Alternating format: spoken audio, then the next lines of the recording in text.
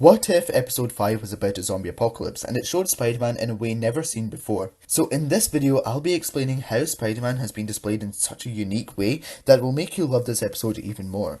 The story itself is a really well written story. Unlike the last few episodes where we may have some build up to the main plot, we straight away get thrown into all the action. This creates a fast pace and it's more entertaining to watch. Not only that, but the whole survival aspect of this episode makes it really interesting. The whole idea of a zombie outbreak in a way that makes sense is just fun for a lot of viewers. It's why The Walking Dead gets so much attention. We get to see the Earth's mightiest heroes face a swarm of the undead, and we also see them fail to succeed and continue to struggle to survive as all hope seemed lost. It really is the end of the world, and the stakes are much higher than those of Infinity War. But in every Avengers movie or show, Spider-Man is seen as a little kid who is pushed aside, who is nothing but an assistant in the Avengers battles. No other hero expected much of him, and no one really cared about his dedication and playful nature. For many heroes, Peter is just in the way of things, and it just gives them one more thing to look out for or to take care of. This all gets changed, as in this episode of What If, Peter is more important and involved in the team. The other heroes start counting on him more and finally gives him the right attention he's been seeking.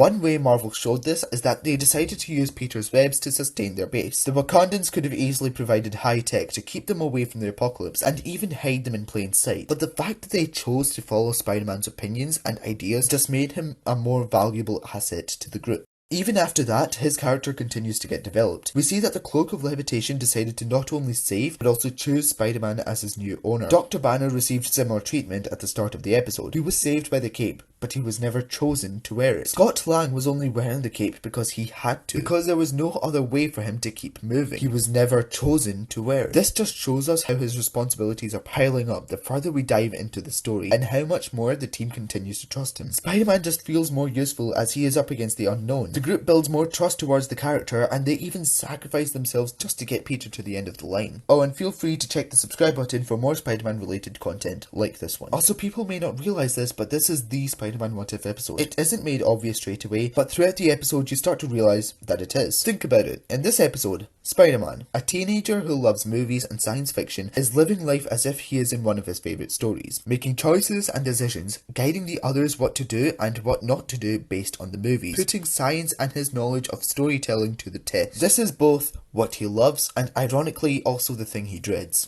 As much as I hate Marvel for doing such a thing as I wanted to see more, the cliffhanger was just a representation that Marvel is unpredictable. The first 3 episodes showed what if things were different and how it ends. The 4th episode shows us how everything goes wrong and how it ends. But now this episode shows us what if everything goes wrong, but we don't know how it ends. It's opening up the possibilities to us, allowing us to create our own thoughts and endings, keeping the audience engaged with the story, because the more people talk about it, then the more people will continue to like it. And this isn't the first time I fell in love with the Spider-Man story, so click this video here to find out more.